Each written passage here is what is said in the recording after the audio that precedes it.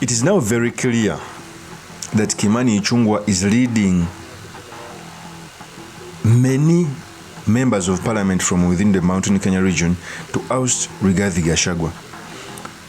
In a Nyahuru declaration, they came out with 3 options of eliminating Rigathi Gachagua. 1 is to show that Rigathi Gachagua is weak in Mountain Kenya, so that in the lead-up for 2027 general election, William Ruto decides to drop him for Kithure Kindiki.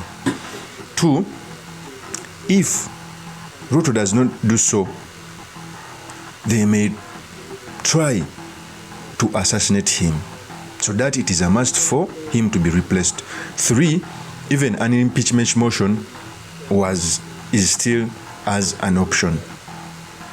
We must ask ourselves, why is it that Kimani Ichung'wah is jealous of Gachagua?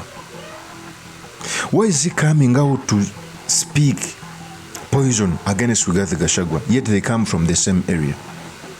In my previous videos, I come out to say that even William Ruto faced the same. When William Ruto was the deputy president, there are very many members of parliament, opinion leaders, who used to tell Uhuru Kenyatta that he should drop William Ruto. And Uhuru Kenyatta never dropped William Ruto because it was a winning formula. So in this episode, I've come to talk about the poisonous Kimani Ichung'wah, who's now asking the President William Ruto to drop his deputy, which is, by the way, uncalled for, because by the look of things now, it seems like it is real jealousy. It seems that Kimani Ichung'wah is extending boundaries, which is not supposed to be the case. So in this episode, I've come to talk about that, okay? But most importantly, the sudden measures we can learn from the politics of our nation. But before I do this, I want to let you know that if you're new to this channel, please subscribe. If geopolitics and economics is what you want, this will be definitely the right channel for you to subscribe to.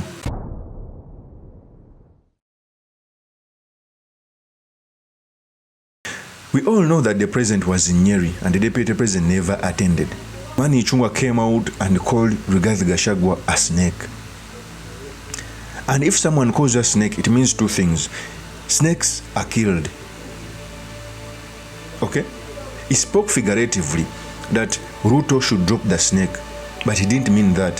He meant that Gachagua must be killed. Because I've always told you guys that Gachagua has always been seen as an inexperienced leader who overtook very many people to be the deputy president. Okay?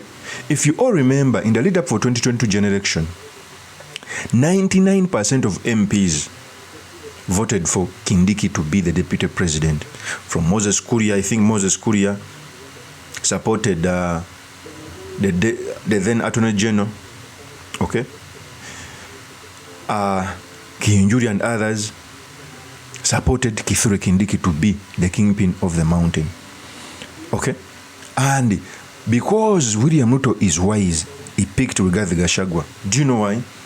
In my previous videos, I came out to say that the Mountain Kenya region has 90% Kikuyus. If he had gone for Kindiki, maybe the result would have been different, because we all remember Raila Amolo Odinga had picked Martha Karua a Kikuyu. Okay? So since William Ruto is wise, he opted for Gachagua a Kikuyu to bring the 90% vote plus other votes from Mountain Kenya East.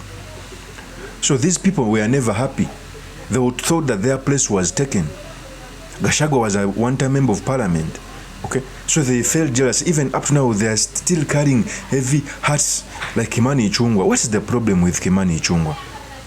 In fact, Kimani Ichung'wah is doing more harm in Ruto's government than good. Because we all know the equation that made William Ruto win, it was that of Gachagua. And I know Ruto is a wise person. I don't think that he will drop Gachagua for anyone, because he would have created a bigger opposition from one of the legs on which the UDA stands on. Before I talk on this more, let me first give you the tape as Kimani Ichung'wah was calling Gachagua a snake. Here is the tape. Rais amepitia mambo mengi, amepata uchumi that is a wreck, like that shipwreck. But just as he was about to now settle down and start warming Kenyans, nyoka anakuja anajifungilia kwa mkono, anamrudisha nyuma.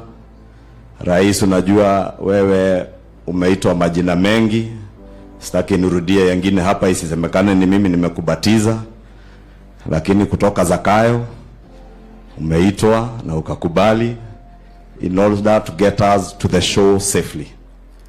Pia rais, unajua hivi majuzi, just like our bishop has told us, even from fellow countrymen and even people in your team that you work with, you have been christened as a cunning hare, ambaye ameuliza mwenzake waende wakachape mabibi zao, na sisi wengine tukaitwa hyenas.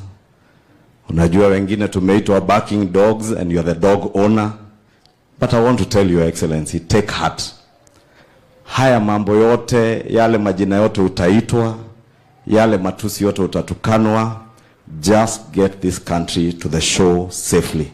Because if you trust in God, and the Lord that has gotten you to where you are and gotten our country to where we are, will deliver this country and get us to shore safely, and we'll be a safe and prosperous nation. Don't be afraid. Shake off the snake. That viper on your hand, Your Excellency, the viper, the snake in your government, please shake it off. Shake it off, Your Excellency. Shake it off, not for your own sake so that it doesn't bite you. Shake off the snake on your hand so that your hand may do what the Lord purposed that hand to do, to deliver our country safely. That is Kimani Ichung'wah. It cannot be taken lightly that they call a deputy president a snake. We all remember when this SG Malala was removed from that position. He came out to tell Gachagua that it's not over yet. There's a plan to impeach him. Okay? And by the look of things, I think even William Ruto keeping quiet without calling off these things, one, by the yesterday he did, because he came out to say that the politics of 2027 must not be done right now. He called them off. But I think he's somehow giving it a green light to check Gachagua's power, to check if he can be dropped. But trust me, dropping Gachagua will be a suicide mission. So the same William Ruto who exercised wisdom to pick Gachagua over Kindiki, yet Kindiki ticked all the boxes except being the minority in Mountain Kenya, is the same person who will pick Gachagua in the lead-up for 2027 general election. Keep this video for future reference. And many of the MPs who are fighting Gachagua may not come back in 2027. We've seen this. The people who used to fight William Ruto when he was deputy, they never made it back to parliament. Because politics is local. Leaders can come out, but the people are with Gachagua. That's the truth. So this hypocrisy of Kimani Ichung'wah, to an extent, of calling the deputy president a snake is uncalled for. But it is also a sign that Gachagua is persevering and going forward. Because in politics, if you are not forward, just know that you are deteriorating. But if you are forward, just know you are moving forward. So all signs show that Gachagua is moving forward. This is jealousy. Kindiki cannot be picked as a deputy president because of one factor, being in a minority within the mountain region. It is the same reason as to why Gachagua will never get, it's the same reason as to why Mudavadi will never get influence in the larger Western Kenya, because he's a Malagori. Malagoris are almost 5%. Bukusu are the majority, almost 75%. That means even if Mudavadi does everything, he will never get influence in the Western region because he comes from the minority. I may speak like this, but we all know the politics of Kenya is tribal. It is communal. If your community has large numbers of people, there is much bargaining power.